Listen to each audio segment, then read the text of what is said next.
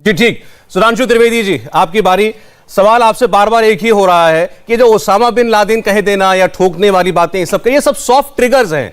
ये चुनाव के अंदर सब जानते हैं इनका इस्तेमाल कैसे किया जाता है और इसका क्या प्रभाव पड़ता है जनता के ऊपर, खासतौर पर आपके समर्थक के ऊपर, सब कुछ चुनाव के लिए। आप देखिए, मैं दोनों की बातों का जवाब देता हूं। असीम वकार साहब ने कहा कि शिक्षा की बात होनी चाहिए, गरीब को अनाज की बात होनी चाहिए। जनाब, 2 साल से देश के 80 करोड़ गरीबों को, सिर्फ उत्तर प्रदेश नहीं, देश के 80 करोड़ गरीबों को मुफ्त राशन दिया जा रहा है। आयुष्मान भारत में जिसके पास इलाज कराने की हैसियत ना थी, 5 लाख रुपए तक का इलाज उसके परिवार के व्यक्ति का प्राइवेट अस्पताल में भी हो सकता है। सर्व शिक्षा अभियान को हमारी सरकार ने सर्वस्पर्शी सर्वव्यापक स्तर तक पहुंचाया है। हां, अब मैं जवाब देता हूं। असीम वकार साहब कह रहे थे गरीबी इससे लड़ो। ये बताइए साहब, हैदराबाद में तो 30-40 साल से आप लोगों की हुकूमत है, वहां एक दिन के लिए बीजेपी की सरकार नहीं रही। गरीबी की बात करते हैं, पूरे भारत में सबसे ज्यादा किस्से आते हैं कि हैदराबाद में गरीब मुस्लिम लड़कियां अरबी शेखों के द्वारा खरीदी जाती हैं, कभी रुकवा पाए? और सौरभ जी, किसी एमआईएम के नेता का बयान उन अरबी शेखों के खिलाफ हो तो बताइए। मुस्लिम समाज की लड़कियां बेच दी जाती है 10-10, 12-12 साल की, और तमाम प्रकार की इस ढंग की न्यूज सोशल मीडिया से लेकर और अखबारों में हम लोगों ने बहुत जमाने से पढ़ी है। तो अपने जिसकी इत्तिहाद की बात करते हैं, उस समाज के गरीबी पर तो ध्यान नहीं, उसके साथ हो रही इतनी जुल्म और ज़यालत के ऊपर ध्यान नहीं, और उत्तर प्रदेश में आके भाषण देते हैं। और आशुतोष वर्मा जी ने जिस प्रकार की बात कही, देखिए साहब, पेट्रोलियम की बात। आशुतोष वर्मा जी, आप डॉक्टर हैं, पढ़े लिखे हैं, आपको पता है कि इस समय जो ग्लोबल क्राइसिस है वो इतनी बड़ी है कि भारत ने पहली बार अपना पेट्रोलियम रिजर्व खोला है। चलिए, भारत के लिए आप भारत सरकार को दोष दे देंगे।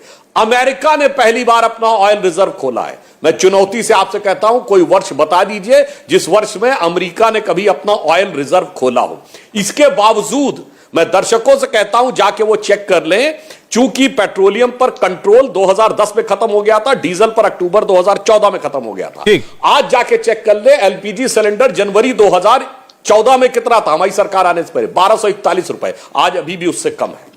इसलिए इन परिस्थितियों के ऊपर जो आप बात कर रहे हैं, हम ईमानदारी से कह रहे हैं, सरकार ने टैक्स घटा के, सिर्फ टैक्स घटाने के अलावा सरकार के पास कोई चारा नहीं है नियंत्रण करने का। जब तक इनकी सरकार थी तब तक आप मूल्य का नियंत्रण कर सकते थे, अन्यथा प्रबुद्ध व्यक्ति है। अच्छा ठीक है सुधांशु जी, फिर ये सब आपने जितना कुछ गिनाया, इतना सब आपकी सरकार ने किया, खास तौर पर पश्चिमी उत्तर प्रदेश में ओसामा पे भी आज, हाँ ओसामा, और वो भी देवबंद में खड़े होकर। और इतना ही नहीं, उसके बाद मुख्यमंत्री ने यह भी कहा, अगर आसपास के इलाके में कोई भी बाहर निकलने की कोशिश करेगा, आसपास के इलाकों में अगर कोई हरकत होगी तो ठोक देंगे। तो देवबंद में ही आसपास के इलाके वाली बात क्यों कर रहे हैं?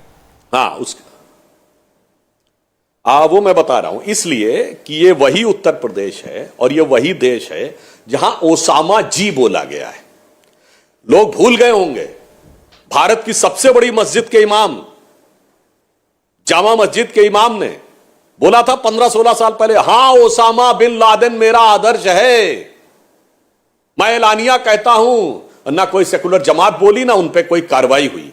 यहां जाकिर नायक शांति का मसीहा हो गया, बुरहान वानी भटका हुआ नौजवान हो गया, याकूब मेनन की जुडिशियल किलिंग हो गई, अफजल गुरु हालात का मारा हो गया, इशरत जहां बेटी हो गई। और ये तमाम बयान अभी देखिए, बाकी सब छोड़ दीजिए। तालिबान हुआ, उत्तर प्रदेश से बयान आए, इन इलाकों से तो आए कि नहीं? जमाते इस्लामी ने बोला, शफीकुर रहमान बर्क ने बोला, मुनव्वर राणा ने बोला तालिबान के बारे में, और कहा कि हां उनकी फतेह तो न्याय की लड़ाई थी। अब आप बताइए, इस ढंग की मानसिकता के साथ किस ढंग से डील करना चाहिए, यह मुझे बता दें इनमें से जो कोई भी बैठा हो। ठीक है, असीम बकार जी, फिर शिवम जी आपके पास ओपनली पक्ष में बोलने वालों को सख्ती से डील करना चाहिए या नहीं? असीम बकार जी, देखिए, इन्हीं ने हैदराबाद की बच्चियों की बात की, मैं उसका बहुत पुरजोर तरीके से विरोध करता हूं।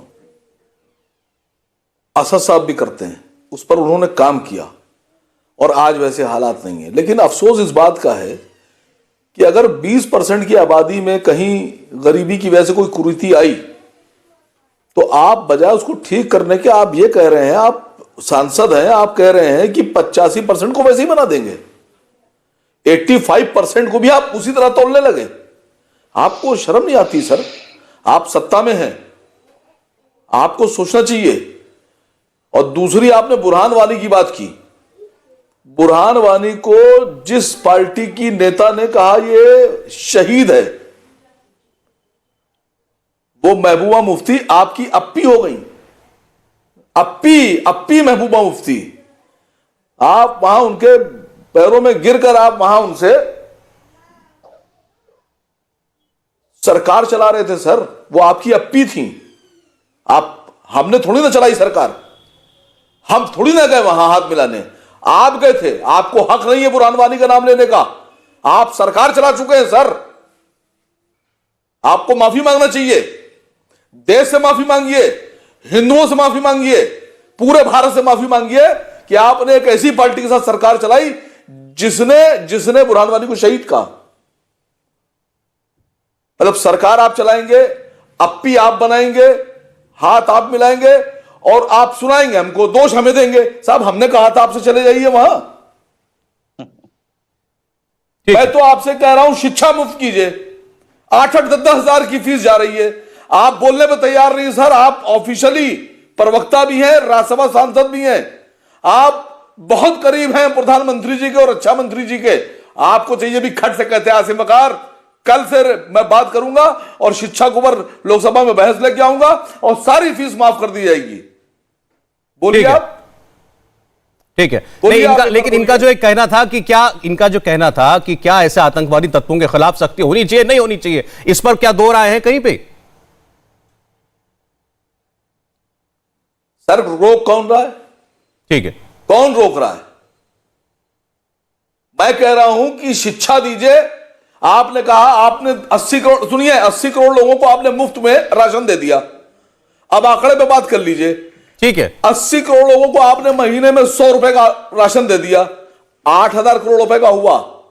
और 4,000 से ज्यादा करोड़ रुपए खाली पेट्रोल पे डेली कमाई किया। अच्छा चलिए ठीक है असीम, 4,000 करोड़ रुपए आपने इनका कई बार नाम लिया है। शिवम, आप बहुत देर से वेट कर रहे हैं। मैं सुधांशु जी का कमेंट लेकर आपके पास में जरूर आऊंगा। बहुत देर से वेट कर रहे हैं। इतनी कमाई डीजल पे की। सुधांशु जी, आप एहसान कर रहे हैं सर, 100 रुपए का राशन भीख में दे रहे हैं। ठीक है असीम वकार साहब, क्या आपने कहा? ठीक, सुधांशु जी।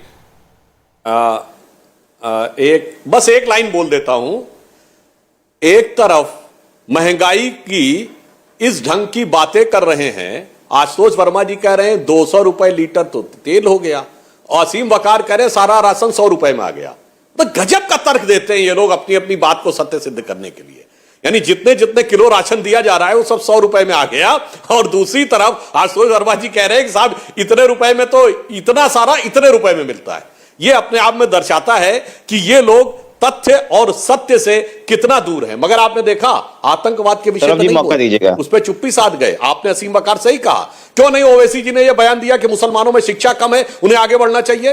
भारत की सारी माइनॉरिटीज में सबसे कम शिक्षा मुसलमानों में है, बाकी सारी माइनॉरिटीज बहुत आगे हैं शिक्षा में। मैं माइनॉरिटी की बात कर रहा हूं। मगर उन्होंने क्या बोला? अपराधियों को ज्यादा पकड़ा जा रहा है, यह इनकाउंटर मुसलमानों को ज्यादा हो रहा है। आप अपराधियों में मजहब देखने लगे, अशिक्षितों में क्यों नहीं देखते? और मैं एक आंकड़ा फिर बता देना चाहता हूं सौरभ जी, 1931 का सेंसस, चूंकि जातिवार हुआ था इसलिए मैं बता रहा हूं। अंग्रेजों के जमाने में देश की साक्षरता दर थी 8%, उत्तर प्रदेश की थी 7%। हिंदू समाज में सबसे पढ़ी लिखी कम्युनिटी थी ब्राह्मण, उसकी संख्या थी 15%, राजपूतों की थी 13%, और सैयद मुसलमान की थी 24% उत्तर प्रदेश में। राष्ट्रीय साक्षरता से 3 गुना। उसके बाद काहे नीचे हो गए भाई? पारसी आगे बढ़ गए, जैन आगे बढ़ गए, सिख आगे बढ़ गए, क्रिश्चियंस में भी बहुत अच्छा एजुकेशन का स्तर है। अब आप न पढ़े इसका कोई इलाज नहीं है। इंडिया टीवी हर वक्त हर जगह डाउनलोड करने के लिए सर्च करें India TV news Google play store या ऐप स्टोर पर।